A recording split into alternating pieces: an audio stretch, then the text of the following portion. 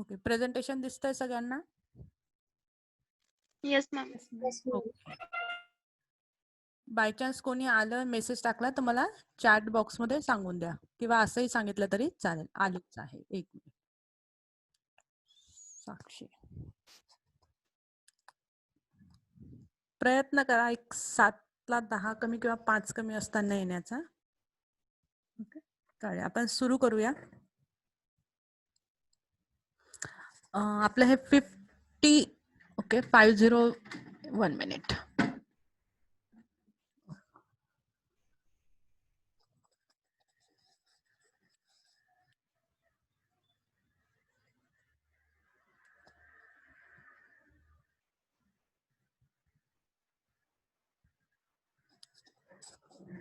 Okay, start करूया.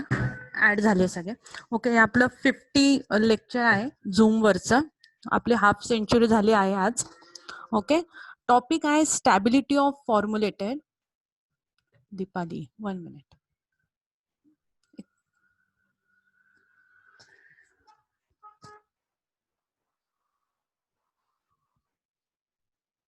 इथे एक ऍक्च्युली एक ऑप्शन पण असतो, जर मी कोणाला होस्ट जर बनवलं तर तो व्यक्ती इन करू शकतो, पण मग त्याच्यासाठी कोणीतरी लॅपटॉपवर हवं.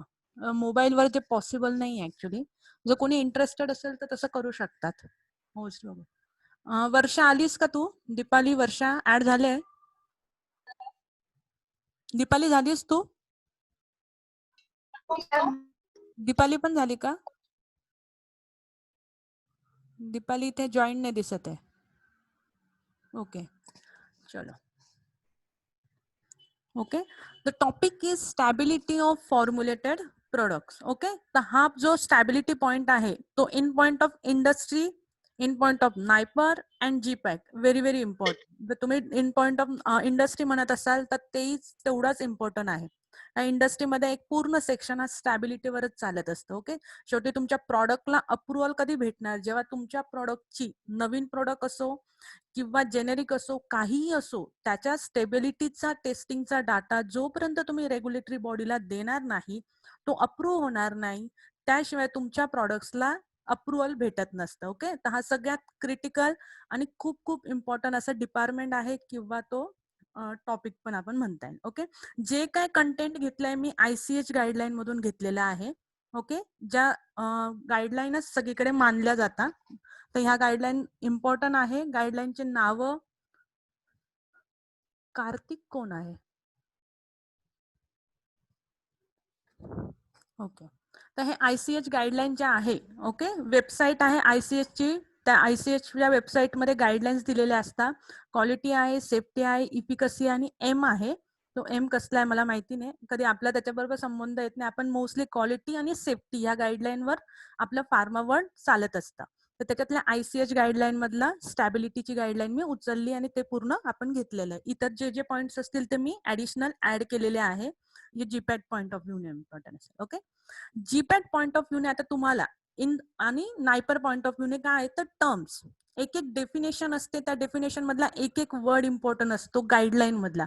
गाईडलाईन जेव्हा तुम्ही वाचाल ना तेव्हा खूप इझी वाटतं तुम्हाला, की काय हे तर खूप सोपं आहे, याला काय प्रिन्सिपल, याचं काही असेल लाईव्ह दिली आहे किंवा त्यांनी काय प्रोटोकॉल दिलेला, असं वाचताना खूप इझी वाटतं. पण त्याचा एक एक वर्ड खूप इम्पॉर्टंट असतो गाईडलाईन मधला, तो महत्वाचा आहे. तशी गाईडलाईन तुम्हाला वाचता यायला पाहिजे. ओके, तर टर्म्स आहे स्टॅबिलिटी रिलेटेड, जसं काय लॉंग टर्म काय आहे, इंटरमिजिएट काय आहे. मी जे वर्ड्स जे बोलते ना ते व्यवस्थित ऐकून घ्या, व्यवस्थित लक्षात ठेवा. तेच वर्ड्स पुढे देणार आहे, मग तुम्हाला ते इझिली कॅच होणार आहे. ओके, हे वर्ड मे बी तुमच्या फॅमिलियर नसणार आहे. स्टॅबिलिटी हा वर्ड आला, मला कोणीतरी एकाने सांगा स्टॅबिलिटी तुम्ही एका वर्ड मध्ये कसं डिफाईन कराल? एनी वन कम अप, एका वर्ड मध्ये मला सांगा फक्त. स्टॅबिलिटी, स्टॅबिलिटी हा वर्ड बघितला बघितला तुम्हाला काय आठवतं? आदिती, अबोली? ते सस्पेन्शन, इमल्शन किंवा कुठलंही फॉर्म्युलेशन असेल ते किती स्टेबल असू शकतं, ओके, म्हणजे जेणेकरून ते इन्व्हर्ट व्हायला नको किंवा त्याच्यामध्ये प्रॉब्लेम्स व्हायला नको असं. बरं. Okay okay fine. Overall stability म्हणजे तुमच्या प्रोडक्टची क्वालिटी. ओके, की की तुमचा प्रोडक्ट किती स्टेबल आहे, पण तो कितीपर्यंत स्टेबल पाहिजे. तर आपल्या प्रत्येक फार्मास्युटिकल प्रोडक्टला आपण एक्सपायरी डेट देत असतो, बरोबर. आपण काय म्हणतो, याला 2 वर्ष आहे, 1 वर्ष आहे, 5 वर्ष आहे, ही एक्सपायरी डेट देत असतो. मग इन पॉइंट ऑफ आपल्या गाईडलाईन आपण काय म्हणतो, की एखादं प्रोडक्ट स्टेबल आहे, याचा अर्थ की त्या एक्सपायरी विंडोमध्ये त्या प्रोडक्टची क्वालिटी, त्याची जे काय एसी असेल, पोटेन्सी असेल, व्हॉटएव्हर क्वालिटी त्याची आहे ती मेंटेन राहायला पाहिजे. तो प्रोडक्ट स्टेबल पाहिजे, त्याचं डिग्रेडेशन नको व्हायला, त्याच्यातला जो ऍक्टिव्ह कंपाऊंड आहे तो कमी व्हायला नको. ह्या पॉइंट ऑफ व्ह्यूने तो स्टॅबिलिटी हा वर्ड आपण लक्षात ठेवायचा. तर quality of product should be stable wholesale up to the expiry date. जे काय दिलेला एक्सपायर पिरियड दिलेला त्यामध्ये तो स्टेबल हवा. ओके, टर्म्स आहे यामध्ये मग आपण स्टडी करतो, त्या प्रोडक्टची स्टडी करत असतो. मग त्यामध्ये तुम्हाला फक्त मी टर्म्स सांगते, जसं लॉंग टर्म येणार, इंटरमिजिएट येणार, ऍक्सरेटेड येणार, स्ट्रेस टेस्टिंग येणार, ओके, ओव्हरेजेस येणार, तुम्हाला वर्ड एक झोन येणार, क्लायमॅटिक झोन हे हा वर्ड येणार आहे. तर ह्या सगळे आपण बघणार आहे. मग टेम्परेचर आणि रिलेटिव्ह ह्युमिडिटी, मग हे काय आहे की प्रत्येक, आता बघा आपलं एक पृथ्वी आहे, पृथ्वीमध्ये वेगवेगळ्या ठिकाणी वेगवेगळ्या एन्व्हायरमेंट आहे. काही ठिकाणी उष्णता जास्त असते, ह्युमिडिटी कमी जास्त असते. मग त्या पद्धतीने काय केलं, एक झोन डिवाइड केलेले. ओके, मग ते 4 झोन आहे, 1 2 3 4, 4चे अजून 2 सब डिवाइड केले, ए आणि बी. मग यामध्ये टेम्परेचर आणि रिलेटिव्ह ह्युमिडिटी नुसार त्यांनी 4 झोन केले. आता कसं असतं, एखादा प्रोडक्ट आहे, ओके, तो कुठे विकायचा आहे, तर तिथलं क्लायमॅटिकल झोन कसं आहे या बेसिसवर आपण स्टॅबिलिटीला चेंबरमध्ये सॅम्पल ठेवता. जर माझा इंडियातच असेल तर मी काय करेल, माझ्या झोन 3 आणि 4 मध्ये जो काय क्रायटेरिया बसेल टेम्परेचरचा, रिलेटिव्ह ह्युमिडिटीचा, तर मी काय करेल, त्या रिस्पेक्टिव्ह मी ते चेंबर सिलेक्ट करेल 30 डिग्रीचं किंवा 25 डिग्रीचं, आणि माझा स्टॅबिलिटी स्टडी मी पूर्ण त्याच चेंबरमध्ये करेल. ओके, जर मला तोच ड्रग जर कॅनडाला द्यायचा आहे किंवा इतर ठिकाणी द्यायचा आहे, तर मी थोडंसं त्याची फ्रीज साईडला पण स्टॅबिलिटी चेक करेल, की तिथे एक तर टेम्परेचर -10 असतं. जर माझा ड्रग तिकडे गेल्यावर त्याला काही प्रॉब्लेम होईल का, बरं ते नाही तर घाना, साऊथ आफ्रिका ठिकाणी जर आपण एक ड्रग एक्सपोर्ट केले बाय चान्स, तर तिथे तिथल्या रिक्वायरमेंट मॅच होणार आहे का नाही. म्हणजे इन पॉइंट आपला ड्रग हा स्टेबल हवा. त्याचप्रमाणे जेव्हा कधी तो आपण ट्रान्सपोर्ट करणार आहोत, शिफ्ट करणार आहोत किंवा यूज करता करता, तर ह्या सगळ्या कंडिशन मध्ये तो काय व्हायला पाहिजे, तो पास व्हायला पाहिजे इनडायरेक्टली. तर त्याचं म्हणजे की त्याची स्टॅबिलिटी ही तशीच राहायला पाहिजे. ह्यासाठी मग आपण एक क्लायमॅटिकल झोन डिवाइड करतो, आणि त्या 4 झोन नुसार मग कुठे तुम्हाला मार्केट करायचंय त्यानुसार तुम्ही सिलेक्ट करायचं ती कंडिशन, आणि त्या कंडिशन मध्ये तुमचे प्रॉडक्ट्स मग तिथे ठेवून स्टॅबिलिटी त्याची चेक करायची. ओके, आणि नंतर मग तुम्हाला डाटा सबमिट करायचा त्या कंट्रीला, ज्या कंट्रीत तुम्हाला एक्सपोर्ट करायचं असतं. मग ती कंट्री अप्रुव्हल देणार आणि तुम्ही तुमचा प्रोडक्ट त्या कंट्रीमध्ये सबमिट करू शकता किंवा विकू शकता. नंतर स्टॅबिलिटी, मग लॉंग टर्म, इंटरमिजिएट, ऍक्सलेटर हे वर्ड्स आहे ना, अरेनियस इक्वेशन आहे, म्हणजे रिलेटेड आहे. आपल्याला जी एक्सपायरी डेट काढायची असते किंवा शेल्फ लाईफ काढायची असते, तर त्यासाठी आपण हे इक्वेशन यूज करू शकतो. त्यामुळे तुम्हाला जीपॅट मध्ये, नायपर मध्ये क्वेश्चन येऊ शकतो की लाईफ, आपल्याला जे शेल्फ लाईफ काढायची असेल, एक्सपायरी डेट काढायची असेल, तर कोणतं इक्वेशन युजफुल आहे, तर अरेनियस इक्वेशन युजफुल आहे. ओके, हे काय काय फक्त पॉइंट्स आहे. मग तुम्हाला झोन माहिती पाहिजे, तुम्हाला ह्या टर्म्स आणि त्याचे रेंजेस माहिती पाहिजे, किती डिग्री, किती रिलेटिव्ह ह्युमिडिटी. ओके, मग टेम्परेचर, रिलेटिव्ह ह्युमिडिटी हे दोघं एकत्रच असतात. ओके, सेपरेट नसतात. जाऊया आपण पुढे वन बाय वन. चेंबर काय असतं, तर हे अशा पद्धतीने चेंबर्स असतात. ओके, तर हे चेंबर, याला वॉकिंग चेंबर का म्हणतात, कारण याच्यात आपण वॉक करून जाऊ शकतो. मग इथे असे कंपार्टमेंट असतात, रॅक्स असतात, मग त्याला ABCD नाव दिलेलं असतं. सपोज माझा पॅरासिटामॉल आहे तर मग मी पीच्या रॅकमध्ये ठेवेल, अमॉक्सिसिलिन असेल तर मी एच्या रॅकमध्ये ठेवेल, जेणेकरून मला इझिली कलेक्ट करायला, सॅम्पल इझी मी कलेक्ट करू शकते. ओके, मग अशा पद्धतीने चेंबर असतं. यात प्रॉपर रिलेटिव्ह ह्युमिडिटी असते, एक टेम्परेचर असतं जे काय मेन्शन केलेलं असणार आहे. बहुतेक मे बी 25चं टेम्परेचर असेल तर 25 डिग्री होलसोल तिथे सगळीकडे टेम्परेचरमध्ये मेंटेन राहणार. 30 असेल तर 30, 40 असेल तर 40. हे 3च टेम्परेचरवर आपण आज वर्क करणार आहे. ओके, याच्या व्यतिरिक्त चेंबर्समध्ये टेम्परेचर नसतं. काही असतं जे फ्रीज साईडला असतं, ते परत ते पण आपण बघूया. मग इथे खाली असे लेबल्स आहे, म्हणजे इंडिकेट करतात की किती टेम्परेचर आहे, किती रिलेटिव्ह ह्युमिडिटी आहे. ओके, आणि एक विंडो पिरियड दिलेला असतो, जसं की टेम्परेचरला नेहमी +-2 डिग्री दिलेलं असतं, तर रिलेटिव्ह ह्युमिडिटी साठी आपल्याला +-5% दिलेलं असतं. तर हे खूप इम्पॉर्टंट आहे. तुम्हाला फक्त लिमिट विचारू शकता की काय विंडो पिरियड असू शकतो टेम्परेचरसाठी. म्हणजे जर तुम्ही 30 हा सेट केलेला आहे, तर 32 इज ऍक्सेप्टेबल, 28 इज ऍक्सेप्टेबल. जर टेम्परेचर तुमचं चेंबरचं इतकं व्हेरिएशन झालं 2 डिग्रीने तर ऍक्सेप्टेबल आहे. पण त्याच्याही वरती स्लाइटली म्हणजे 32.1 जरी आलं तरी चेंबरचा अलाराम कंटिन्यू वाजायला लागतो की टेम्परेचर हे आउट ऑफ लिमिट गेलेलं आहे. त्याच प्रकारे तुमचं रिलेटिव्ह ह्युमिडिटीसाठी सेम ऍप्लिकेबल होत असतं. मग चेंबरच्याच खाली हे इंडिकेट केलेलं असतं आणि तुम्हाला तिथे ते दिसतात रिलेटिव्ह ह्युमिडिटी आणि तुमचं टेम्परेचर. ओके, हे झालं होलसेल चेंबर्स बद्दल. ओके, आता आपल्या जे काही जीपॅट आहे त्याच्यामध्ये दिलेलं आहे, जसं आधीच बघितलं होतं आपण सकाळी अर्ध झालं होतं डिस्क्रिप्शन आपलं. रिक्वायरमेंट्स काय आहे, स्टॅबिलिटी ऑफ फॉर्म्युलेटेड प्रोडक्ट साठी बोललेले आहे. सॉरी. नंतर ड्रग रेग्युलेटरी ऍस्पेक्ट. तर ड्रग रेग्युलेटरी ऍस्पेक्ट म्हणजे काय, ओव्हरऑल तुम्ही ज्या ड्रगचं किंवा त्या एपीआयचं किंवा प्रॉडक्टचं, याच्यात 2 टर्म येतात. एपीआय साठी एक वेगळा येणार तुमचं आणि प्रॉडक्ट साठी थोडंसं वेगळ्या टाईपमध्ये स्टॅबिलिटी करतात. होलसेल बाकी प्रोसिजर सगळी सेम असते, पण त्यांनी 2 वेगवेगळ्या याच्यात डिफाईन केलेलं आहे. मग रेग्युलेटरी ऍस्पेक्ट म्हणजे काय, की ओव्हरऑल तुमचं जे काही डॉक्युमेंटेशन राहणार आहे, कसं करायचं, मग त्याचे पॅरामीटर कसे सिलेक्ट करायची, बॅचेस कोणता घ्यायचा, किती वेळपर्यंत टेस्ट करायचं, या रेग्युलेटरीसाठी जे काही आपल्याला द्यायचे डॉक्युमेंट्स ते याच्यात येणार. Pharmaceutical product stability, shelf life very very important. Over ages काय, जे आपण बघितलं सकाळी, एक्स्ट्रा जे ऍड करत असतो तो container closures, reaction rate, order, acid wet catalysis, okay, accelerated stability testing, हे सगळे पॉइंट्स आपल्याला त्यांनी सांगितले आहे. 1 मिनिट, दीपाली येते, 2 मिनिटं फक्त. दीपाली ऍड झालीस का तू? ती ऍड नाही होते ऍक्च्युली, जाऊ दे.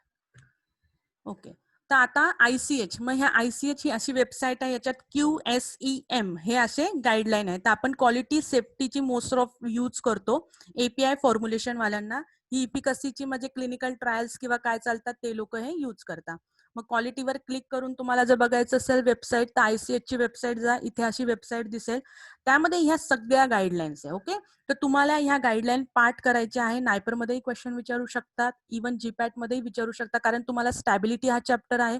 तर स्टॅबिलिटीची जर तुम्हाला गाईडलाईन विचारली तर ती आहे तुमची Q1A किंवा Q1 कन्सिडर केली तरी चालेल. त्याच्यामध्ये ABCDEF हे सब डिव्हिजन आहे सगळे.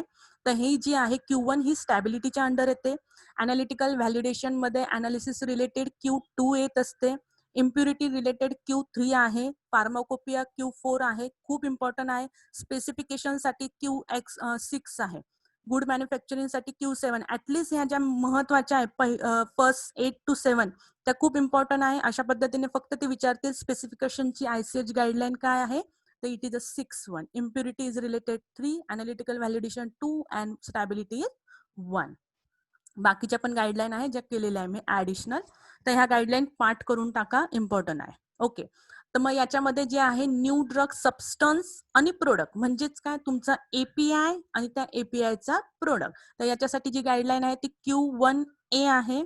ओके, जर फोटो स्टॅबिलिटी करायची आपल्याला, तर काही कंपाऊंड असेल जे युव्ही मध्ये डिग्रेड होऊ शकतात किंवा आपल्या बेसिक सनलाईट आहे त्याच्यावरही डिग्रेड होऊ शकतात. तर अशासाठी मग त्याची फोटो स्टॅबिलिटी कशी करायची, ते ड्रग कोणत्या चेंबरमध्ये ठेवायचे, कोणत्या फोटो स्टॅबिल चेंबरमध्ये ठेवायचे, तर त्या रिलेटेड त्यांनी दिलंय. म्हणजे किती एक्सपोज करायचं मग तो ड्रग आपण, की जेणेकरून आपल्याला कळून जाईल की तो डिग्रेड होतोय नाही होते. त्याच्यासाठी Q1B आहे. नंतरून stability test for new dosage form, म्हणजे एखादा डोसेज फॉर्म, सपोज माझं टॅबलेट आहे आणि जसं मी सांगितलं सकाळी मला सोल्युशन करायचं आहे किटसाठी, तर माझं काय होतं, डोसेज फॉर्म चेंज होतोय, बरोबर. मग त्यासाठी 1C ही आहे. तर ह्या इम्पॉर्टंट आहे, गाईडलाईन करून ठेवा. Okay, regulatory aspect of the drug stability study म्हणजे काय, हे बघा, स्टॅबिलिटी स्टडी डिवाइड केलेली आहे जसं मी तुम्हाला सांगितलं.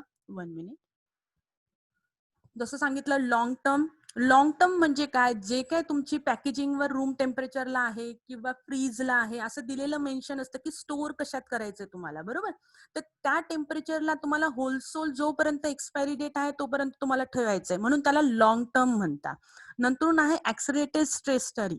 याच्यामध्ये काय करतो आपण, की आपण एक्स्ट्रा कंडिशन म्हणजे काय करतो, स्टोरेज कंडिशन हाय टेम्परेचरला ठेवतो आणि त्याची स्टडी करतो. That is accelerated. आपण रेट वाढवून देतो. कसला रेट वाढवतो, डिग्रेडेशनचा. का वाढवतो, कारण एक्सपेक्ट करतोय आपण की हा लवकर आपल्याला कळायला हवं. ओके, तर त्याचं रिझन काय असतं, सिम्पल लॉजिक सांगते मी तुम्हाला, हे वाचताना मी नंतर येते, पहिले आता मी पॉइंटवर जाते. आता माझा एखादा ड्रग मी केलेला आहे, एखादं टॅबलेट मी बनवली आणि मी सांगते की याला एक्सपायरी डेट ही 3 वर्ष आहे, मग मी काय 3 वर्ष थांबू का त्याचे अनालिसिस येऊस्तर? मग 3 वर्षानंतर मग माझ्याकडे डाटा येईल, मग मी रेग्युलेटरी बॉडीला सबमिट करेल, मग मला अप्रुव्हल आहे? नाही, असं नाही चालत. आम्ही काय करतो, 6 महिने किंवा 1 वर्षात काय करणार, आम्ही ऍक्सिडेटेड स्टडी करणार.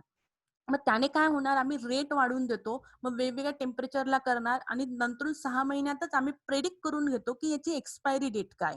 मग त्याच्यासाठी एक फॉर्म्युला आहे, ते RNAsच्या इक्वेशनच्या बेसिसवर आहे. मग ते झालं तुमचं ऍक्सिडेटेड आलं. नंतर आहे की तुमचं स्ट्रेस टेस्टिंग. आता ही स्ट्रेस टेस्टिंग ऍक्च्युली स्टॅबिलिटीमध्ये येत नाही, पण ही का करत असतात, का, कारण की याच्यामध्ये आपल्याला एक डिग्रेडेशन पॅटर्न करतो. स्ट्रेस म्हणजे काय, तुम्ही स्ट्रेस देताय, कसा देताय, तुम्ही काय करताय, ऍसिडमध्ये टाकून ठेवताय ड्रग, तुम्ही बेसमध्ये टाकून ठेवताय जसं मी सकाळी सांगितलं, किंवा तुम्ही पेरॉक्साइड मध्ये टाकताय, किंवा तुम्ही एक्सपोज करताय सनलाईटला, तुम्ही काय करताय, एक्स्ट्रा स्ट्रेस देताय. का देताय एक्स्ट्रा स्ट्रेस, त्याने 2 पॉसिबिलिटी होतात. एक तर तुमचं ड्रग त्या कंडिशनला डिग्रेड होतंय का नाही हे कळतं. दुसरी गोष्ट, जर कळलं तुम्हाला की हा ऍसिडमध्ये डिग्रेड होतोय, मग तुम्हाला काय इंडिकेशन होईल की ड्रग जर माझ्या स्टमक मध्ये गेलं तर तिथे पण ऍसिड आहे, ड्रग इंटेस्टाईन मध्ये गेलं तर तिथे बेस आहे, तर याचं काही होऊ शकतं का, किंवा मग हायड्रोलिसिस होत आहे का ड्रगचं, की ऑक्सिडेशन होत आहे का. मग आपल्याला काय करतं, इंडिकेशन्स कळतात की पॉसिबल डिग्रेडेशन पाथवे काय भेटतं आपल्याला, आपल्याला डिग्रेडेशन पाथवे कळतं. मग त्याच्यानुसार आपण मॉडिफाय पण करू शकतो आपला ड्रग मॉलिक्यूल, किंवा मग त्याची मग त्या लेवलला आपण टेस्टिंग करून की ओके, हा जरी असा दाखवतोय ऍसिड कॅटालिसिस होतोय किंवा डिग्रेड होतोय, मग याच्यावर काय उपाय करता येईल का आपल्याला. मग फॉर्म्युलेशन मग त्या लेवलला स्टडी करत असतात. त्यामुळे जरी तो अंडर गाईडलाईन जरी नसला हा वर्ड स्ट्रेस टेस्टिंग, तरी तो रेग्युलेटरी काय सांगते की तुम्ही स्ट्रेस टेस्टिंग पण करा तुमच्या ड्रगची, वेगवेगळ्या कंडिशनला पीएच असेल ऍसिड बेस, आणि तो पण डाटा तुम्ही सबमिट करा. मग रेग्युलेटरी काय म्हणते, एक्सपेक्ट ऑफ स्टॅबिलिटी स्टडी म्हणजे काय, बॅचेस सिलेक्शन करा. बॅचेस म्हणजे काय, जे काही प्रोडक्शन मध्ये चाललेलं आहे पायलट लेवलला, त्यात बॅचेस घ्यायच्या. बॅच म्हणजे काय, सिम्पल कॅल्क्युलेशन, तुमच्या घरात 5 जण आहे, आई आपला कुकर लावते भाताचा, तर आई एकदाच कुकर लावते भाताचा, म्हणजे काय, ती कुकर मध्ये भाताची एक बॅच झाली. तसंच इंडस्ट्रीमध्ये जे काही आपण सुरुवात करतोय, जे काही क्वांटिटी घेतोय रॉ मटेरियलची, त्या एका मशीनवर लोड करतोय, आणि ऍट द एंड डायरेक्ट आपल्याला प्रोडक्ट भेटतोय, तर मग आपण किती क्वांटिटी घेऊन सुरुवात केली आणि किती प्रोडक्ट भेटला, तर ही 1 cycle, nothing but your 1 batch. Okay, तर ह्या पद्धतीने ही 1 बॅच असते. मग आपण काय करतो, बॅच सिलेक्शन, मग त्याच्यावर स्टडी करतो, मग त्या कंडिशन, स्टोरेज कंडिशन, मग मी कशावर ठेवू, 25च्या चेंबरमध्ये ठेवू, 30च्या ठेवू, अशा हे तुम्हाला सिलेक्शन करायचं. त्याचं स्टोरेज मग कोणत्या झोनसाठी मी करते, जर मला कॅनडाला द्यायचं तर मग 1 आणि 2 झोन मधल्या मी कंडिशन सिलेक्ट करणार. ओके, मग हे झालं. हे फक्त तुम्हाला इन जनरलाइज सांगते, जे जे इम्पॉर्टंट पॉईंट आहे ते मी तुम्हाला सांगणार. ओके, मग इव्हॅल्युएट करायचा डाटा आणि तो रेग्युलेटरी बॉडीला सबमिट करायचा. हे झालं तुमचं रेग्युलेटरी ऍस्पेक्टच्या अंडर झाले. ओके, आता नंतर ओव्हरेजेस. मग आपण हा एक टॉपिक आधी घेऊन घेऊ, कारण हा सगळ्यांपेक्षा वेगळा आहे. ओव्हरेजेस म्हणजे काय, एवढं लक्षात ठेवा, इन जनरल यूज ऑफ, एक मिनिट, इथे काहीतरी एक ट्रायंगल आलेला आहे माझ्या ह्याच्यात, हे रेक्टँगल आहे, तो काढून घेते मी. Okay. Overages in general use of an average, use of an overages of drug substance to compensate for the degradation during manufacture or the product shelf life or extended shelf life. इथे 3 word use केले, नीट बघा. ते काय सांगतात, जर प्रोडक्टचं degradation होत असेल कधी, जर मॅन्युफॅक्चरिंग करताना, किंवा त्याला स्टोअर केलंय 1 इयर, मी म्हणते एक्सपायर त्याची आहे शेल्फ लाईफ, तरी पण तो डिग्रेड होतोय, किंवा मला त्याची शेल्फ लाईफ वाढवायची, तर ह्या कंडिशन मध्ये आपण काय करतो, एक्स्ट्रा ड्रग ऍड करतो. बरं, कोणते ड्रग एक्स्ट्रा ऍड करू शकता, जे आपल्या बॉडीला टॉक्सिसिटी देणार नाही, जे ऍडव्हर्स इफेक्ट देणार नाही, ज्याच्यामुळे हजार्ड होणार नाही, अशाच गोष्टी आपण एक्स्ट्रा ऍड करू शकतो. ओके, म्हणजे तिथे मला 100 mg टाकायचं आहे, तिथे मी 110 पण टाकू शकते, 120 पण टाकू शकते. त्या 10 किंवा 20 mg ने मला काहीच फरक पडणार नाही. मी का टाकते ते, कारण जेव्हा मी 100 mg ची एखादी टॅबलेट बनवते आहे, मग न्यूट्रियन सप्लिमेंट रिलेटेड टॅबलेट आहे, पण मला असं कळतं की ती टॅबलेट 1-2 महिन्यानंतर ही 90 mg होऊन जाते, तिचं कुठेतरी सेल्फ डिग्रेडेशन होत आहे. मग अशा केसमध्ये आपण ओव्हरेजेस टाकतो, काय करतो, ऍडिशनल आपण ऍड करत असतो. Any overages in manufacturing of the drug product, whether they appear in a final formulated product or not, should be justify considering that safety and efficacy of product. हे बघा, सेफ्टी वर्ड आला, efficacy word आला, मग ते सांगतं की justify करा तुम्ही जेव्हाही कधी तुम्ही असं तुम्ही ऍड करत असणार. ओके, मग काय एक्झाम्पल दिलंय, मोस्ट ऑफ डायटरी सप्लिमेंट असतात. ओके, त्यांच्यामध्ये नेहमी तुमचे जे न्यूट्रिएंट्स आहे in amount greater than your label amount असतं. ओके, मग ते जे काय आपलं मेन्शन असतं त्याच्यापेक्षा ते ऍडिशनल टाकत असतात. जसं एक एक्झाम्पल दिलंय, व्हिटॅमिन दिलेलं आहे, तर हे वेगवेगळे व्हिटॅमिन्स आहे, हे प्रोडक्ट्स आहे, त्यांनी पर्सेंट ओव्हरेजेस दिले. जसं की बीटा कॅरोटीन असेल तर एक 25% to 40% एक्स्ट्रा ऍड करा. व्हिटॅमिन ई, ए, डी आहे, जसं व्हिटॅमिन्सचे आहे तर तुम्ही 10 to 15% एक्स्ट्रा ऍड करा. जसं 100 mg च्या ऐवजी 110 किंवा 125 125 mg तुम्ही ऍड करून फॉर्म्युलेशन करू शकता. तर हा झाला वर्ड ओव्हरेजेस. मग तुम्हाला जर विचारलं ओव्हरेजेस बद्दल तर याच्यामध्ये तुम्हाला जरी विचारलं तर ही डेफिनेशन महत्वाची. मग ते सांगतील in general overages of drug a substance which is added to compensate degradation during the manufacture and product shelf life. What is that? It is a overages. Okay, जसं तुम्ही आता बघितलं 2016-17 मध्ये अशाच लाईनीच्या लाईनी ते टाकताय आणि टर्म विचारताय. ओके, सो ओव्हरऑल गाईडलाईन जे देतात ICH चे, दॅट इज Q1A, काय सांगतात ते? A stability data package for a new drug substance किंवा new drug product that is sufficient for registration application within the 3 region. कोणते region मध्ये आपण देऊ शकतो ह्या गाईडलाईनच्या अंडर? ह्या गाईडलाईनच्या अंडर सांगते हा, तर युरोप, जपान आणि युनायटेड स्टेट. ओके, ह्या 3 रिजनसाठी ही ICH 1A गाईडलाईन त्यांनी मेन्शन केलेली आहे. ओके, पर्पज काय आहे? It will provide evidence on how quality of your drug substance or drug product varies with time under the influence of various environmental factor. मग ते फॅक्टर कोणते इन्व्हायरमेंटचे? Temperature, humidity, light. अर्थवर temperature वेगवेगळ्या झोनमध्ये वेगवेगळं आहे, ह्युमिडिटी डिफर आहे, लाईट इज ओव्हरऑल सेमच आहे. मग ह्या 3 ज्या आहे तुमच्या मॅटर किंवा फॅक्टर, ह्या बेसिसवर काय व्हेरिएशन होतंय का आपल्या प्रोडक्टचं, तर ते टेस्ट करण्यासाठी आपण स्टॅबिलिटी करतो. Okay, it will give and to establish a retest period for a drug substance. Retest म्हणजे काय? इनडायरेक्टली एक दिलेलं असतं गाईडलाईन मध्ये की हा प्रोडक्ट तुम्ही 1-1 वर्षाने परत परत चेक करून बघा, त्याची क्वालिटी ही 0 टाइम नुसार सेम टू सेम आहे की कमी झाली आहे. That is nothing but retest period. मग तो मोस्टली 1 year असतो फॉर API. ओके, तो डिपेंड असतो तुमच्या ड्रग सबस्टन्सच्या स्टॅबिलिटीवर. ओके, मग रिटेस्ट साठी करू शकतो. मग choice of test condition define in a guideline is based on what? Analysis of effect of climatic condition. मग ते काय सांगतात? ज्या काही टेस्ट कंडिशन आपण कलेक्ट करणार, मग ती कंडिशन टेम्परेचर, ह्युमिडिटी, ती कशावर डिपेंड आहे की तुम्ही क्लायमॅटिकल कंडिशन कोणती कलेक्ट करताय, युरोप, जपान किंवा युनायटेड किंवा इतर याची तुम्ही झोन कोणता कलेक्ट करताय किंवा घेताय त्याच्यावरती डिपेंड आहे. मग आपल्याकडे किती झोन आहे? 4 झोन आहे. मग mean kinetic temperature in any part of world can be derive from climatic data. मग ओव्हरऑल क्लायमॅटिक डाटा आला वर्ल्डचा, मग त्यांनी 4 झोन डिवाइड करून दिले आणि त्या झोनवर त्यांनी बघितलं. जसं व्हेरी व्हेरी इम्पॉर्टंट हा चार्ट आहे, झोन 1, 2, 3, 4 आणि बी. पहिला जो झोन आहे टेम्परेट झोन आहे, दुसरा आहे मेडिटेरियन किंवा सब ट्रॉपिकल झोन आहे, तिसरा हॉट ड्राय आहे, चौथा हॉट ह्युमिड ट्रॉपिकल आहे, एशियन. तर हे झोन तुम्हाला पाठ करायचेच आहे, लावून दिलाय मागे. मग हे मी अजून एक स्लाइड टाकला, याच्यात थोडंसं जास्त डिस्क्रिप्टिव्ह दिलंय.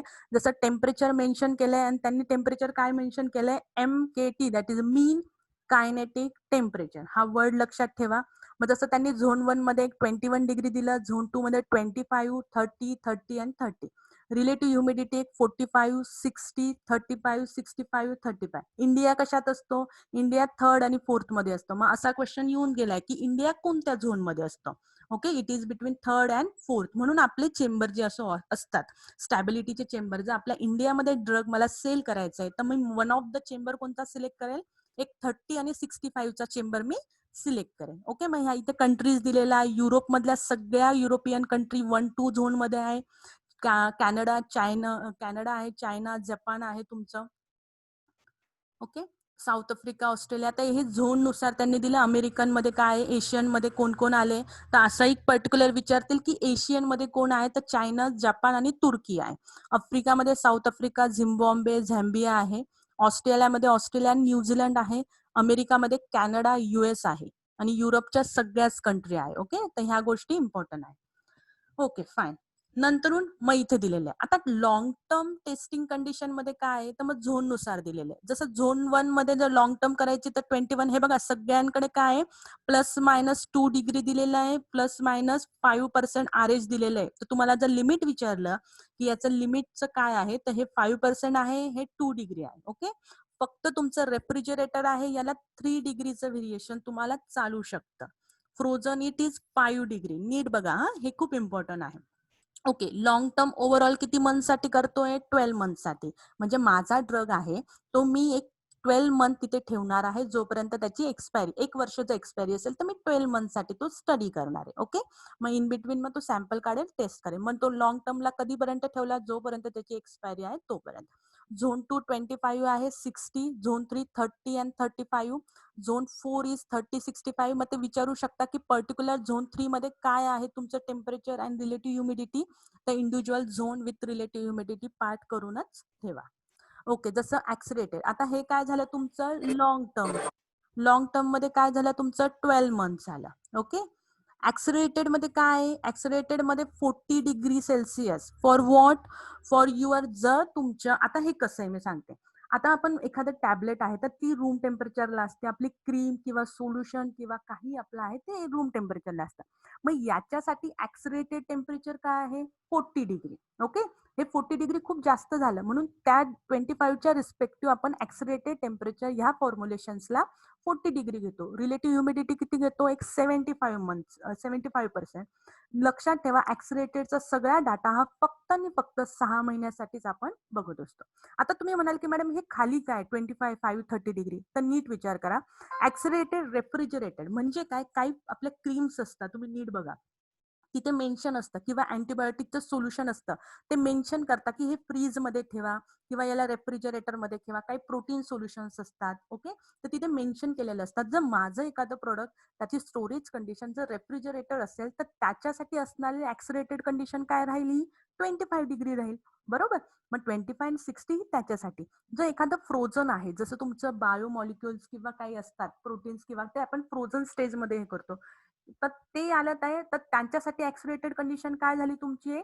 5 डिग्री झाली. ओके, ज्याच्यासाठी नो ह्युमिडिटी बोललेलं आहे. इंटरमिजिएट ही इन बिटवीन आहे. ओके, जेव्हा आपण ऍक्सिलेटेड करतो तर मग आपण काय करतो? एक लॉंग टर्म साठी एका चेंबरमध्ये सॅम्पल ठेवले, सेम सॅम्पल मी ऍक्सिलेटेड मध्ये 6 महिन्यासाठी ठेवले, तर सेम सॅम्पल मी एक इंटरमिजिएट मध्ये ठेवते. जसं माझं जर 25 डिग्रीला दिलेलं आहे की रूम टेम्परेचरला तुमचं आहे सॅम्पलचं स्टोरेज कंडिशन, तर मी इंटरमिजिएट काय करेन? एक 5 डिग्री पेक्षा जास्त 30 डिग्रीच्या एक चेंबर मध्ये ठेवून देईल. Okay, that is a 6 month. So overall this is a accelerated and intermediate condition. तर नीट लक्षात ठेवा, ऍक्सिलेटेड कंडिशन आपल्याला जर विचारली with respect to room temperature किंवा साधंही प्लेनही विचारलं तुम्हाला कंडिशन, तर 40 डिग्री आणि 6 मंथ पाठच करून टाका. Relative humidity 75%. ओके, पहिल्यांदा असं वाटतं तुम्हाला लक्षात राहणार नाही, पण नंतरून सवय होईल. आम्हालाही पहिले लक्षात नव्हतं राहत, पण आता तोंडपाठ होऊन गेलेल्या ह्या गोष्टी होऊन जात. आता मी एक वर्ड यूज केला होता, स्ट्रेस टेस्टिंग. म्हणजे काय केलं होतं आपण? त्याच्यावर स्ट्रेस केला होता.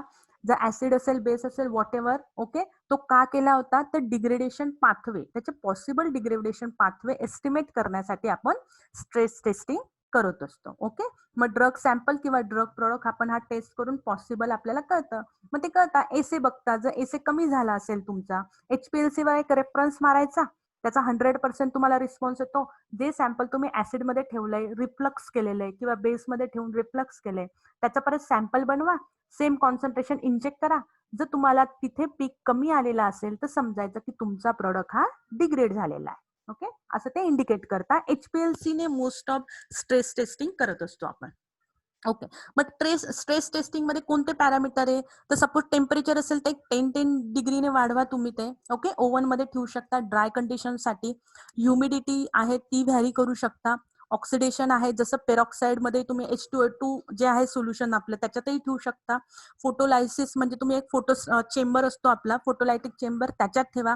वेगवेगळे PS सोल्युशन बनवा. तुमच्या सॅम्पल जे बनवताय तुम्ही ड्रगचं, ओके, जर सिंपल वॉटरमध्ये सॅम्पल बनवत असाल तर एक ऍसिडमध्ये बनवा, बेसमध्ये वेगवेगळ्या pH बनवा, ठेवा त्याला 1 दिवस 2 दिवस, सॅम्पल बनवा, इंजेक्ट करा, तुम्हाला लगेच कळून जाईल. ओके, तर मग ह्या अशा पद्धतीने आपण स्ट्रेस टेस्टिंग करतो. इथे खाली एक दिलेलं आहे, फोटो स्टॅबिलिटी जर केलं तर ती under the guidance of guideline of ICH-Q1B. Okay, तर हे लक्षात ठेवा. ओके, आता आलं बॅच सिलेक्शन. आता मला ड्रग आहे तर मी बॅच सिलेक्शन कशी करायची. ओके, म्हणजे मला आता पहिल्यांदा करतोय ना हे सगळं आपण काही रुटीन नाही करत आहे. आपला ड्रग एक फायनल झाला R&D मध्ये.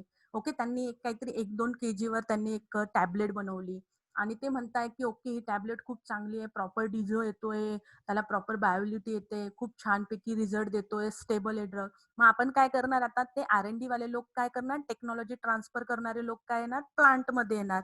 प्लांट म्हणजे काय, जिथे मॅन्युफॅक्चरिंग यूज लेवलला होत असते, प्रोडक्शन डिपार्टमेंटमध्ये ना. आणि ते काय करणार, टेक ट्रान्सफर वाले जी काही KGBGची बॅच असते ती 1000 kg किंवा 100 kgच्या बॅच मध्ये कन्वर्ट करतात. मग त्यांचे फॉर्म्युलेज असतात. मग आता इथे काय करायचं, पायलट बॅच. ओके, मग इथे पायलट स्केलवर, मग एक हायर पण नाही आणि खूप लोवर पण नाही, इन बिटवीन आपल्याला बॅचेस घ्यायच्या आहे ज्या रिसेंबल होतील तुमच्या फायनल जे काही डिस्पॅच करतोय प्रोडक्टच्या त्याच्यासारख्याच त्या स्टिम्युलेट व्हायला पाहिजे. म्हणून इथे वर्ड दिलाय स्टिम्युलेट. आता हे नीट वाचून घे. Data from formal stability study should be provided on at list which 3 primary batches of drug substance. Important line आहे. किती बॅचेस घ्यायच्या आहेत, 3. बेसिक क्वेश्चन विचारला किती बॅचेस सिलेक्ट करतात, तर 3 बॅचेस सिलेक्ट करतात. The batch should be manufactured to minimum of pilot scale. कोणती बॅच सिलेक्ट करतात स्टॅबिलिटीसाठी, पायलट बॅच सिलेक्ट करतात. By the same synthetic route असेल किंवा मेथड असेल मॅन्युफॅक्चरिंगची किंवा प्रोसिजर असेल that stimulated. Okay, word they are using stimulated the final process to be use for production of batches. म्हणजे ज्या जी टॅबलेट पंचिंग मशीन आहे जी मी यूज करणार आहे माझ्या फायनल प्रोडक्ट काढण्यासाठी, त्याच टॅबलेट पंचिंग मशीनवर मला प्रोडक्ट घ्यायचा आहे. भले मी थोडासा कमी क्वांटिटीमध्ये घेईल, पण खूप कमी क्वांटिटीमध्ये मला घ्यायचं नाही. That is a pilot. Okay, मग हे असे 3 बॅचेस तुम्हाला सिलेक्ट करायचे. Okay, selection of drug product. जर ड्रग प्रोडक्ट असेल, आता झाला API. ओके, फक्त प्लेन पॅरासिटामॉल असं एक्झाम्पल कन्सिडर करा. आता पॅरासिटामॉलची टॅबलेट आहे, मग same 3 primary batch of drug आलं, किंवा जर पॉसिबल नसेल तर ते काय म्हणता, 2 of the 3 batches should be at least pilot scale. मग तुम्ही एक काम करा की 3 पैकी 2 तरी पायलट असू द्या आणि तिसरी ती सिमिलर असली तरी चालेल. ही एक कंडिशन त्यांनी प्रॉडक्टसाठी मेन्शन केली. पण ओव्हरऑल इथे पण 3च बॅचेस आहे. ओके, ज्या तिघी बॅचेसचं फॉर्म्युलेशन सेम हवं आणि पॅकेज पण सेम हवा. मग आपण असं करू शकतो की आज एक बॅच घेतली, उद्या एक बॅच घेतली, परवा एक बॅच घेतली, मग तिन्ही तुम्ही करू शकता. Okay, container closure system. Container closure काय सांगतं, किंवा ह्या केसमध्ये काय करणार, छोट्या छोट्या बॅच एकाच दिवशी घेणार. ओके, तर डिपेंड असतं तुमचा GM तुम्हाला काय सांगणार आहे आणि तुम्हाला रेग्युलेटरीला काय पद्धतीने बॅचेस सबमिट करायचे आहे. तर व्हॅरी असतं तुमच्या इंडस्ट्री टू इंडस्ट्रीनुसार. ओके, कंटेनर क्लोजर सबस्टन्स मध्ये काय की stability study should be conducted on a drug substance pack in a container closure system that is the same or stimulate the packaging propose for the storage and distribution. मग API असेल. Okay, मग API ची मग स्टॅबिलिटीला मी देते, तो compound देते, तो मग अशाच याच्यात पॅक करून द्या की तुम्ही फायनल मध्ये जसं पॅक करून देणार. जर सपोज मी पॉलिथिन मध्ये माझा API 1 kg सप्लाय करणार आहे दुसऱ्या कंपनीला टॅबलेट पंच करायला, तर त्याच टाईपच्या छोट्या छोट्या पॉलिथिन मध्ये मी इकडे सबमिट करू शकते. ओके, हे झालं API रिलेटेड. जर तुमचं प्रॉडक्ट असेल तर मग मी काय करणार, जसं फायनल पॅक होतंय तसं ना तसं, म्हणजे तुमच्या खोक्या सकट इवन लिफलेट असेल त्याच्यात, किंवा तुमची फायनल बॉटल आहे त्याच्यावर लेबल आहे, त्या सकट तुम्हाला ते सॅम्पल स्टॅबिलिटी मध्ये ठेवायचे. ओके, मग इथे दिले stability testing should be conducted on a dosage form pack in a container closure system propose for marketing including any secondary packaging. What is a secondary packaging, जी दुसरी आहे ती कंटेनर लेबल आहे, हे सगळं लावून सगळं करून ते चेंबर मध्ये ठेवायचंय. आता मी तुम्हाला माझं एक्झाम्पल सांगते. आमच्या वेळेस काय झालं होतं, आम्ही सिरपच्या बॉटल्स ठेवल्या होत्या. ओके, ज्या तिघही चेंबर मध्ये होता, 25 मध्ये होता, 30 मध्ये 40 डिग्री.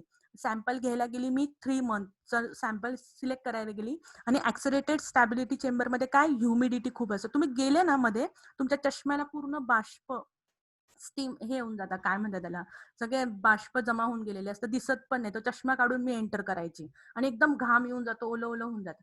त्याचं जे पॅकेजिंग आहे, इंक पूर्ण स्प्रेड झाली होती त्याची त्या कर्टन्सवर आणि डेट दिसत नव्हती. बरं, मग हे दिसलं, मग मी हे लगेच नोटीस करून दिलं मॅनेजरचं की मॅडम याची इंक गेलेली आहे. कारण इंकवरच तुमचं जे दिलेलं असतं त्याच्यात एक्सपायरी आणि ते सगळे असतात. मग आम्ही लगेच 25चं चेक केलं. ओके 30चं चेक केलं तर 30 आणि 40च्या इंक काय झाले आता निघून गेलेलं आता आम्हाला दिसत नव्हतं ते एक्सपायरी डेट आणि त्या बॅच नंबर दिसत नव्हतं 25चं ओके होतं मग इथे काय झाला प्रॉब्लेम तुमच्या इंकचा इश्यू तिथे हायलाइट झाला ओके मग अशा पद्धतीने मग काय त्याच्यात किती सेकंडरी पॅकेजिंग होती ती प्रॉपर नव्हती मग त्याचा असं आउटकम आलं की जे इंक मागवली होती एका फॅक्टरीतनं तर ती चुकीची मागवलेली होती ओके तर अशा पद्धतीने हे इश्यूज येत असतात तर हे एक एक्झाम्पल दिलं मी तर अशा पद्धतीने मग आम्हाला काय कळलं मी फक्त बॉटल ठेवली असते इंडस्ट्रीने फक्त तर कळलं असते का अशी इश्यू नाही कळलं असते जे ते कार्टन जर आपण दुसरीकडे एक्सपोर्ट केले असते आणि तिथून जर डायरेक्ट बॅच नंबरही उडून गेला असता एक्सपायरी डेट दिसली नसती तुमच्या इंक गेल्यामुळे तर तुम्हाला काय झालं असतं तिथे प्रॉब्लेम झाला असता ओके विड्रॉल येऊन गेलं असतं नोटीस तर अशा पद्धतीने तुम्हाला फायनल याच्यातच ते सबमिट करायचंय ओके हे झालं एक एक्झाम्पल स्पेसिफिकेशन वर्ड काय आहे तो वर्ड लक्षात ठेवा specification is nothing but a list of test reference to analytical procedure propose acceptance criteria हे काय आहे कसं असतं एखादा प्रोडक्ट टेस्ट करायचा असेल तर तुमच्याकडे एक स्पेसिफिकेशन येतं कागदावर सगळं लिहिलेलं असतं त्याच्यावर मग त्या कागदाच्या पहिल्या पेजवरच हे देतात की हा एखादा प्रोडक्ट मला टेस्ट करायचा आहे मग टेस्ट करण्यासाठी काय काय टेस्ट वापरायचे आहे मग आयडेंटिटी झालं अपीअरन्स तो कसा दिसतो त्याचा एसे केला मग इथे त्यांनी मेन्शन केलं की तुम्हाला काय काय यूज करायचं मग आयडेंटिटीसाठी एक काम करा तुम्ही आयआर घ्या तुमच्या ड्रगचा आणि स्टँडर्डचा आयआर घ्या तो मॅच करा झाला तर पास आहे कलर बघा एसे करायचा तर तुम्ही एचपीएलसी मेथड वापरा आणि ह्या सगळ्या ज्या मेथड आहेत त्या बॅक साईडला 7-8 पेपर असतात भरपूर पेपर असतात ते डिस्क्रिप्टिव्ह एक लाईन त्यांनी डिस्क्राईब केली असती की कसं अनालिसिस करायचंय मग हे झालं तुमचं स्पेसिफिकेशन ज्याच्यामध्ये काय काय दिलं त्यांनी टेस्ट दिल्या त्यांनी क्रायटेरिया दिला की तुमचे जे काय एसे आहे तो 92110 मध्येच यायला पाहिजे नाही आला तर तुमचं सॅम्पल फेल आहे अनालिटिकल प्रोसिजर किंवा इन्स्ट्रुमेंट पण त्यांनी मेन्शन केलेले असतात तर याला काय म्हणतात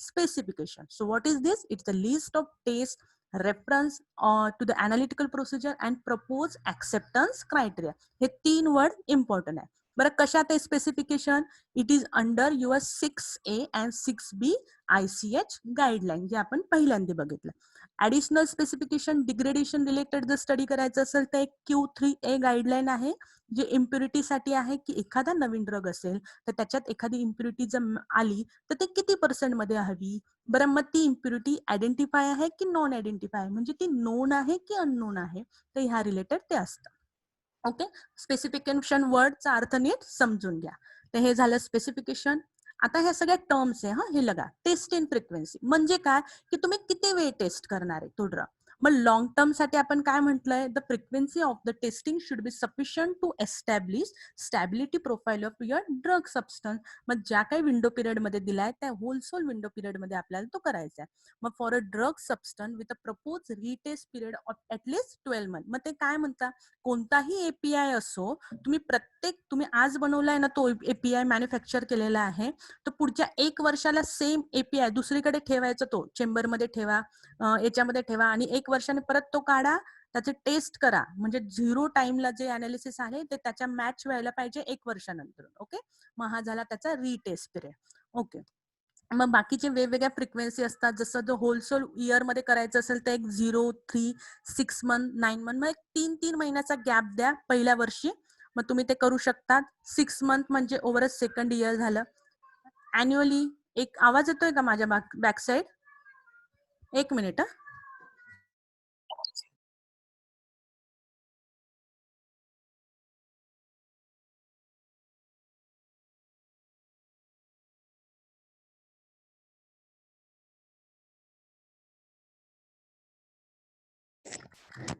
हॅलो हॅलो आवाज येतोय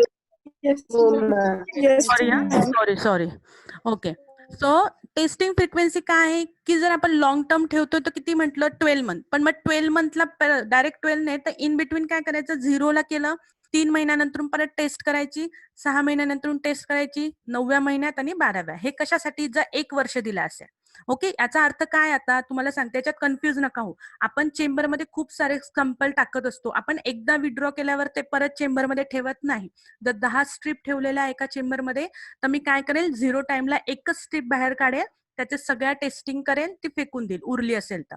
तिसऱ्या मंथला मी दुसरी स्ट्रीप बाहेर काढणार चेंबरमधून, सेम टेस्ट करणार, टाकून देणार. 6व्या मंथला अशा पद्धतीने ते काढत असतात आणि अनालिसिस करत असतात. जर 2 वर्ष असेल तर पुढे मी एक्सप्लेन केलेलं आहे की कसा विंडो पिरियड ठेवायचा. ओके, ते पुढे मी दाखवते वाटलं. मग हे लक्षात ठेवा 0, 3, 6, 9 आणि 12. हा, ओके ओके फाईन, दिलेले मी. ओके, जर माझा 1 वर्ष असेल तर काय काय याच्यामध्ये टेस्ट करायचं. एक झिरो म्हणजे काय, ज्या दिवशी मॅन्युफॅक्चरिंग झालंय ना तुमचं टॅबलेटचं किंवा कॅप्सूलचं, त्या दिवशी तुम्हाला टेस्ट करायच्या त्या फॉर्म्युलेशनवर, ज्या काही तुम्हाला दिलेल्या स्पेसिफिकेशन मध्ये. मग 3 महिन्यांनी करा, 6, 9 आणि 12. कधी 1 वर्ष. जर तुमच्या ड्रगला 2 वर्ष एक्सपायरी असेल तर तुम्ही काय करायचं आहे तसंच करायचं. फक्त दुसऱ्या वर्षी सुरू झालं का एक 6 महिन्याचा तुम्ही गॅप द्या, म्हणजे 12 नंतरून 18, 18 नंतरून 24. ओके, हा दिलेला आहे. जर 3 वर्ष असेल तर काय, सेम करा आणि इयरली, म्हणजे 3 वर्षानंतर फक्त इयरली तुम्हाला टेस्ट करायचे. सेकंड मध्ये तुम्हाला 6 महिन्याचा गॅप द्यायचा आणि पहिल्या महिन्यात तुम्हाला फक्त 3 महिन्याचा गॅप द्यायचा. ओके, जसं इथे 3 आहे, दुसरं वर्ष सुरू झालं का 6 महिन्याचा गॅप द्या, तिसरं वर्ष सुरू झालं का फक्त इयरली टेस्ट करा. तर काही काही सिरप असतात त्यांना 5-5 वर्ष एक्सपायरी डेट असते, मग तिथे 48, 60 असं ऍडिशनल होऊन जातं. ओके, तर अशा पद्धतीने ही टेस्टिंग फ्रिक्वेन्सी आहे. नीट लक्षात ठेवा, फ्रिक्वेन्सी म्हणजे कितींदा तुम्ही टेस्ट करताय. ओके, मग लॉंग टर्म मध्ये काय झालं, ओव्हरऑल एक 25-60 डिग्री आहे. जर तुमचं रूम टेम्परेचर रिकमेंड केलेलं असेल तर प्रोडक्टला, so stability testing perform under recommend condition, that is 25 degree, 60% relative humidity. Frequency as such I already told, that is 3-month interval for first, 6 for the second and annually for third year. जसं इथे example दिलंय. नंतरून intermediate, मग इंटरमिजिएटला एक 30 degree आणि 65 relative humidity आहे. ही condition लक्षात ठेवा. इंटरमिजिएट साठी study conducted at a less सर्व कंडिशन दॅन द ऍक्सिलेटर. ऍक्सिलेटरला काय आली तुमची 40, दॅट इज 40 अँड 75 आले. मग याच्यापेक्षा थोडीशी खालची लेवलची पकडा. ओके, मग इंटरमिजिएट मध्ये जर करायचे झालं तर मग 0, 6, 9, 12 असं त्यांनी कन्सिडर केलेलं आहे. इंटरमिजिएट साठी 30 हा तुमचा कन्सिडर केलेला आहे 30 डिग्री साठी. ओके, मग झाली तुमची लॉंग, इंटरमिजिएट आणि तुमची ऍक्सिलेटेड. मग ऍक्सिलेटेड मध्ये काय केलं, in accelerated stability testing a product is stress at a several higher temperature. Okay, मग आपण काय करतो, वेगवेगळ्या टेम्परेचरला तो स्ट्रेस किंवा त्याला टेम्परेचर मध्ये ठेवतो आहे. जसं 40 डिग्रीला ठेवलं, पण हे काय झालं, एका कॉन्स्टंट 40 डिग्रीला फक्त ठेवून ही स्टडी केली रिलेटेड स्टॅबिलिटी ऑनली. जेव्हा तुम्हाला शेल्फ लाईफ करायची आहे तेव्हा थोडा क्रायटेरिया आपण वेगळा करणार. Okay, this is done to subject the product to a condition that accelerated degradation. Okay fine, मग मी 40 डिग्रीला काय केलं, एक 6 महिने मला कळून जाणार की मी जर 40 डिग्रीला तो प्रोडक्ट 6 महिने एक्सपोज केला आणि 6 महिन्याच्या टेस्टिंग मध्ये मला कळतंय की माझा एसे हा सेम जसा 0 टाइमला होता तेवढाच होतो. याचा अर्थ की माझा ड्रग जो आहे रगड आहे, चांगला आहे, ओके स्टेबल आहे, असा त्याचं इंडिकेशन होत असतं. जर डिग्रेड झाला तर समजायचं काहीतरी प्रॉब्लेम येणार आहे भविष्यात. मग त्यांच्यासाठी एक तर स्टॅबिलिटी, मग अशा वेळेस काय करता कंपनी, जर चांगलं फॉर्म्युलेशन असेल, हिट करणारं असेल तर मग काय करतात, ते एक्सपायरी डेट कमी करून टाकतात जर कॉम्पिटिशन खूप असेल तर. ओके, पण मोस्ट ऑफ गव्हर्नमेंट काय सांगतं माहिती का, की एक्सपायरी जास्तच पाहिजे. This actually provide early indication of the product shelf life. मग accelerated stability testing ही का असते, अर्ली इंडिकेट करते. काय इंडिकेट करते, युअर शेल्फ लाईफ, प्रोडक्टची शेल्फ लाईफ इंडिकेट करण्यासाठी, त्याची स्टॅबिलिटी बघण्यासाठी, त्याचं डिग्रेडेशन पॅटर्नही बघण्यासाठी. ओके, तर हे 2 लक्षात ठेवा. Usually provide early indication of product shelf life and दस your development what ever schedule आहे ते कमी करते. जसं मी आधी सांगितलं की 3 वर्ष मी थांबणार नाही, मी काय करेल, आधीच टेम्परेचर हाय टेम्परेचरला एक स्ट्रेस देऊन ते एस्टिमेट करून घेईल त्याची शेल्फ लाईफ. ओके, मग ऍक्सिलेटेड स्टॅबिलिटी कोणत्या पॉइंटला झाली, 0, 3, 6 मंथ. ओके, हे पॉइंट लक्षात ठेवा. कोणत्या डिग्रीला झाली, that is a 40 degree. Okay, so 40 degree, 75 RH, 0, 3 आणि 6 मंथ, 3 पॉइंट आहे. So it is a 3 time point. Okay, time point म्हणजे हे 3दा काढले म्हणून त्याला आपण टाइम पॉइंट म्हटलंय. ओके, इन जनरल हा परत चार्ट दिलेला आहे. तर बघा, लॉंग टर्मला 25 किंवा 30 डिपेंड असणार आहे. 12 मंथसाठी, इंटरमिजिएटला एक 6 मंथ विंडो दिलेली त्यांनी 30 आणि 65 ला. ऍक्सिलेटेड साठी 40 degree and 75 for 6 month. Okay, तर हा चार्ट पाठ करून ठेवा. ओके, इथे ऑर आहे, लक्षात ठेवा. आता काय, रिअल टाइम स्टॅबिलिटी टेस्टिंग, फक्त वर्ड लक्षात ठेवा. रिअल टाइम म्हणजे काय, real time stability is nothing but normally perform जी काय लॉंग ड्युरेशनची स्टॅबिलिटी आहे of a test period on order to allow significant product degradation under recommend storage condition. म्हणजे काय, माझी जर स्टोरेज कंडिशन 25 डिग्री दिली तर ह्या 25 डिग्रीला एक नॉर्मल लॉंग ड्युरेशन स्टडी करायचं आहे.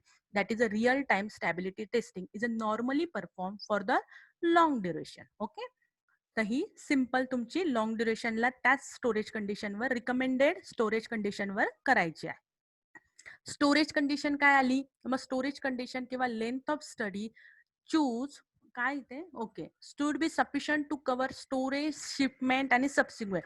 म्हणजे स्टोरेज कंडिशन आपण म्हणतोय तर ती कशी कव्हर व्हायला पाहिजे की स्टोर तर होतं पण शिपमेंट होत असेल, म्हणजे एखादा प्रोडक्ट ह्या देशातनं दुसऱ्या देशात जातोय किंवा युजेस होत आहे वेगवेगळ्या ठिकाणी, तर त्या पण तुम्हाला कंडिशन इथे कन्सिडर करायचं आहे. Okay, drug product. मग हे काय झालं, एपीआय बद्दलही बघितलं आपण, थोडंसं ड्रग प्रोडक्ट बद्दल 1-2 स्लाइड मी एक्स्ट्रा टाकल्या होत्या, जसं सॅम्पल सिलेक्शन.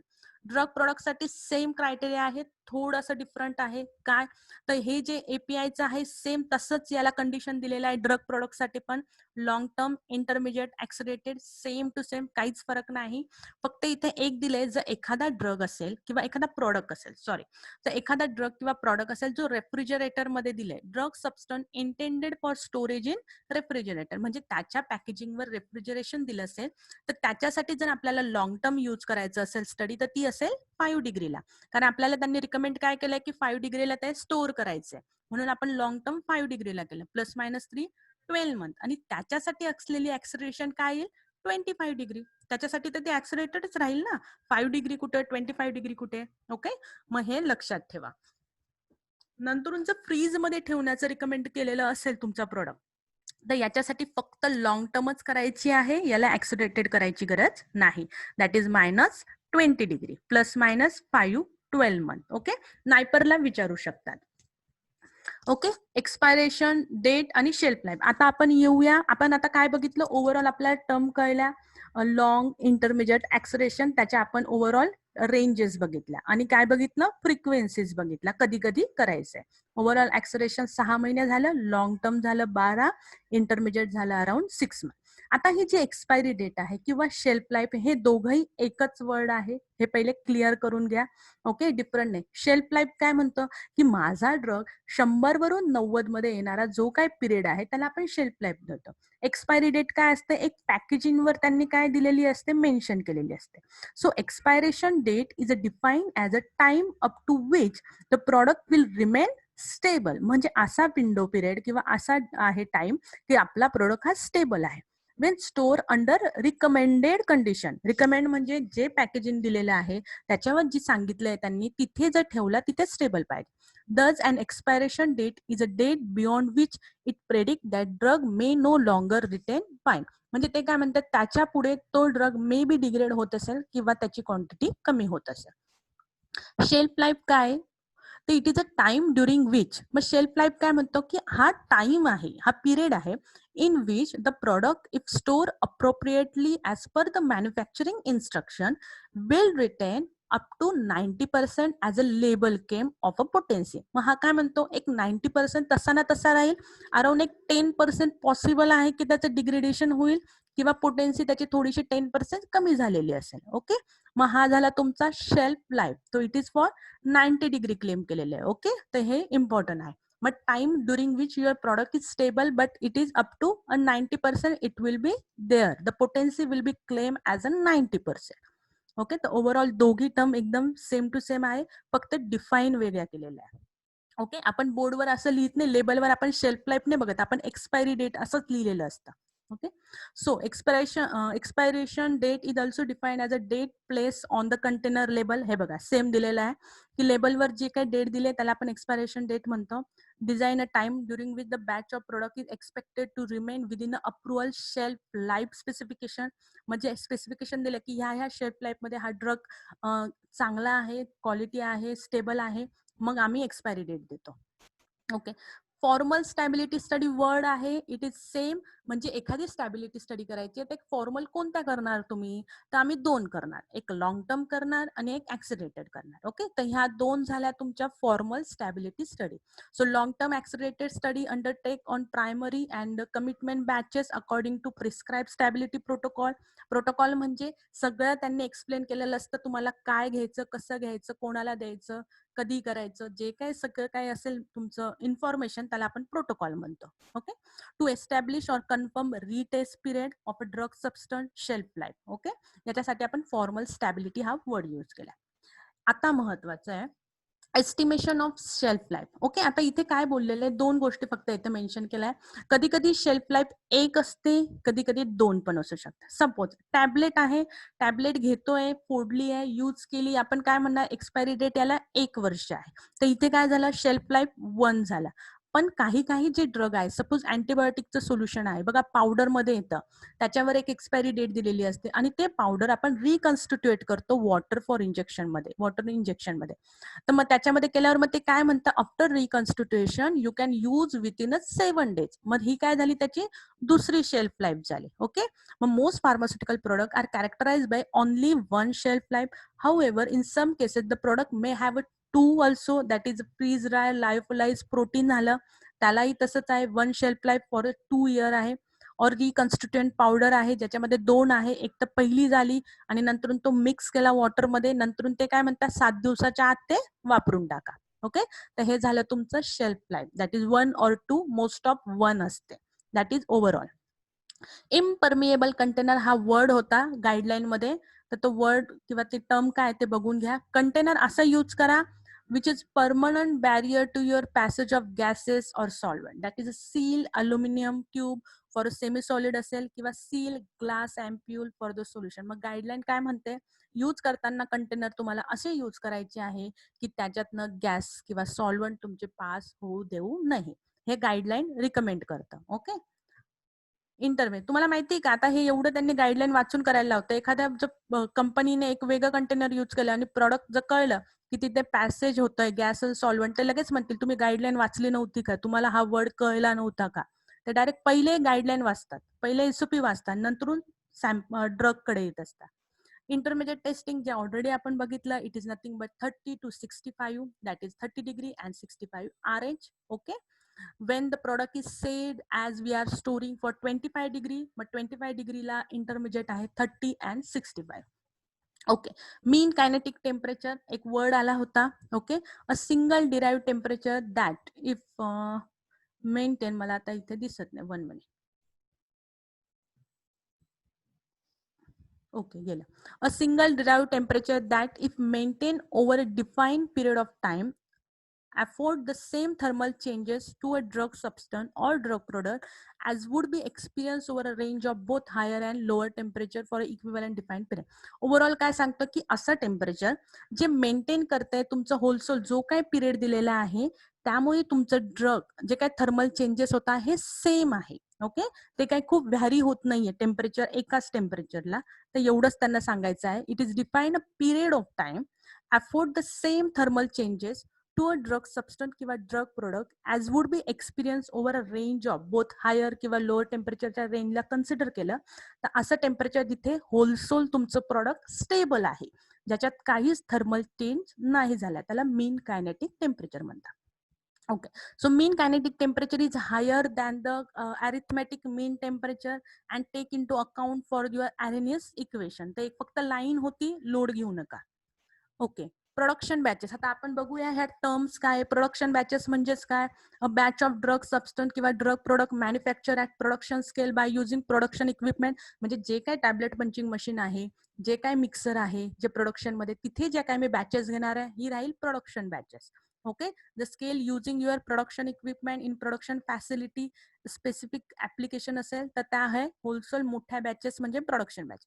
पायलट स्केल काय आहे, a batch of a drug substance किंवा drug product manufacture by procedure fully representative of a stimulating that apply to a full production of scale batch. म्हणजे जी काही प्रोडक्शनची batch घेते त्याच्याच सारखी की त्यापेक्षा थोडीशी कमी लेवलची, ती आपली पायलट राहणार. जसे एक्झाम्पल दिले, for a solid oral dosage from pilot scale is generally at minimum 1/10 of your full production scale किंवा 1,00,000 टॅबलेट. मग तुम्हाला पायलट बॅच जर काढायची असेल टॅबलेटची, तर तुम्हाला कमीत कमी 1,00,000 टॅबलेट काढाव्या लागतील किंवा कॅप्सूल्स काढाव्या लागतील. आणि मग त्या 1,00,000 टॅबलेट किंवा कॅप्सूल मधून तुम्हाला सॅम्पल घेऊन चेंबरमध्ये ठेवावे लागतील. ओके, आहे ना अजून 10-15 मिनिटं चालेल. लेट होत आहे का खूप? नाही मॅम. Okay, no ma'am. 4-5च स्लाइड राहिल्या. आता पुढच्या महत्वाचे जे पॉइंट आहेत ते कव्हर करते. ओके, मग ते झालं तुमचं पायलट स्केलला. ओके, मग तुम्हाला कळलं जर सपोज रोज 10-15 लाख होत असतील टॅबलेटचं प्रोडक्शन, तर आपण काय करणार, एक मिनिमम त्यांनी 1,00,000 टॅबलेटचं तिथे त्यांनी सांगितलंय की minimum 1/10 of your full production batch, that is around 1,00,000 tablet. जे सेम पंचिंग मशीनवर मी 1,00,000 टॅबलेट काढून ते चेंबरमध्ये ठेवून दिलेले. प्रायमरी बॅच म्हणजे काय, तर batch of a drug substance किंवा drug product use in a formal stability, म्हणजे जी काही पहिली बॅच आहे जी स्टॅबिलिटीसाठी मी ठेवणार आहे, ज्याच्यापासून मी ते रजिस्ट्रेशनसाठी सबमिट करणार आहे. A stability data are submitted in registration application for the purpose of establishment of retest period or shelf life. म्हणजे पहिली बॅच, जी काही बॅच आहे जिचे मी स्टॅबिलिटी स्टडी करणार आहे, तो स्टडी मी रजिस्ट्रेशन जिथे करायचं आहे तो डाटा त्या ऑथॉरिटीला देणार आहे. त्याच बॅच पासून मी तिचे एक्सपायरी डेट ठरवणार आहे. ती होलसोल जी काही पहिली बॅच आहे त्याला मी प्रायमरी बॅच म्हटलं, जिच्यापासून मला एक डाटा भेटतोय. ओके, जो रेग्युलेटरी साठी आहे, शेल्फ लाईफ साठी आहे, सगळ्यांसाठी. A primary batch of drug substance should B at least pilot scale. मग जी काय असेल प्रायमरी बॅच ती पायलट स्केलचीच असेल, कारण आपण सॅम्पलिंग मध्ये बघितलं की पायलट स्केलच्या किती बॅचेस घेतो आपण, किती घेतो,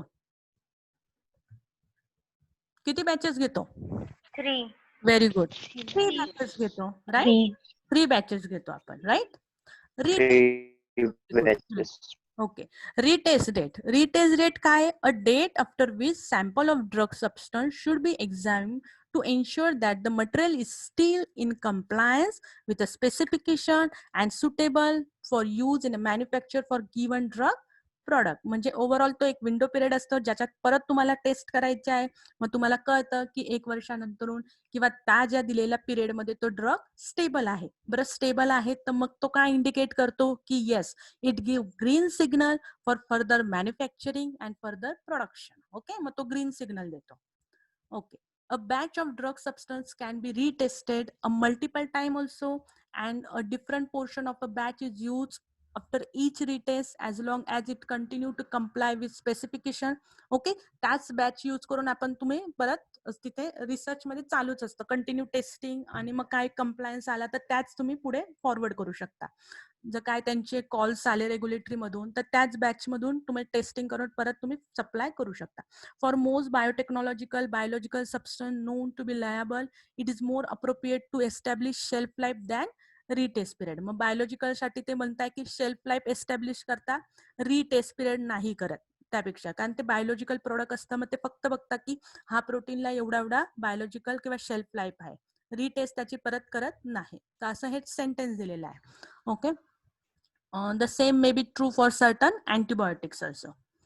okay, shelf life also prefer expiry date, तेच आलेलं आहे. फक्त लाईन वाचून घेऊ. The time period during which the drug product is expected to remain within approval shelf life specification. Okay, which is store under a condition defined by a container label. Okay, आता photo stability मी मुद्दामून add केलं in point of नायपर साठी. Okay, आपल्या इथे त्यांनी नाही सांगितले पण आपण ऍड करू. मग फोटो स्टॅबिलिटी करायचं असेल तर काय करायचं, तुमचा ड्रग सबस्टन्स कुठे ठेवायचा, फोटोलायटिक चेंबरमध्ये ठेवायचा.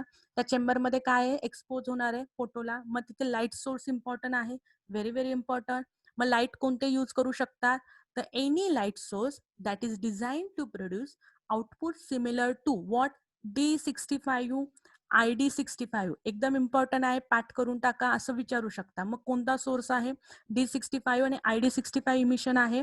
मग याच्यामध्ये कोणते लॅम्प यूज कराल, तर artificial day light fluorescence lamp आहे ज्याच्यामध्ये व्हिजिबल अल्ट्राचं कॉम्बिनेशन आहे, किंवा झेनॉन यूज करा, किंवा मेटल हलाइड लॅम्प यूज करा. ओके, तर हे 3 आहे तुमचं चेंबर आहे. जसं तुम्ही आधी चेंबर बघितलं तसंच चेंबर आहे, फक्त इथे काय आता लाईट सोर्स आहे इथे. मग त्याच्यात आयदर झेनॉन असेल किंवा मेटल हलाइड असेल किंवा तुमचं फ्लुरोसन लॅम्प असेल. ओके, मग D65 काय आहे, internationally recognise standard for outdoor daylight. Okay, म्हणजे जी आउटडोअर डे लाईट्स आहेत त्याच्यासाठी रिसेंबल अशी ती आउटपुट आहे, त्याला त्यांनी D65 म्हटलं.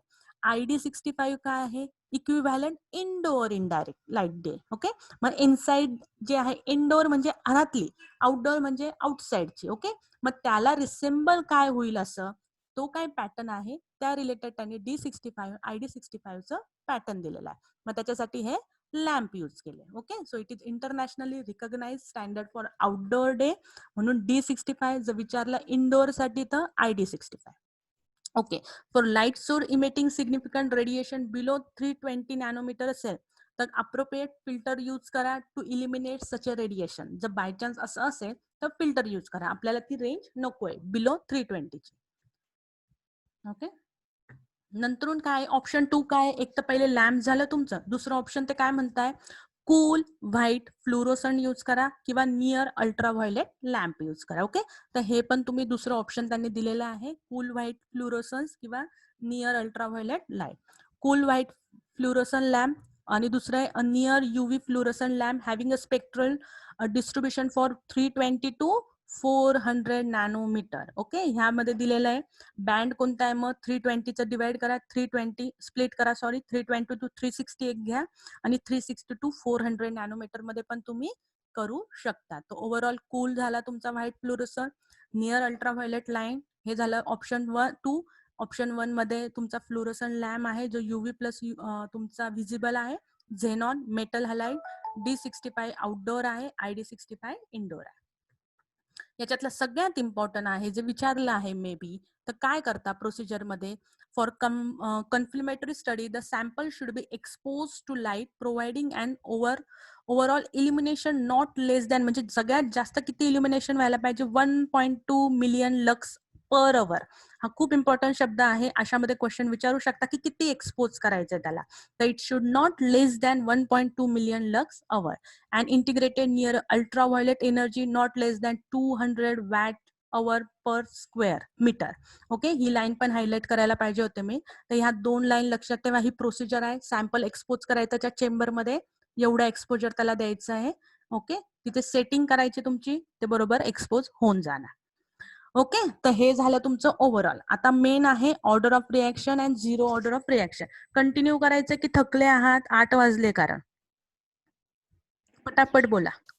उद्या घेऊ. मग उद्या सकाळी 6:15 सगळ्यांनी जॉईंट व्हा.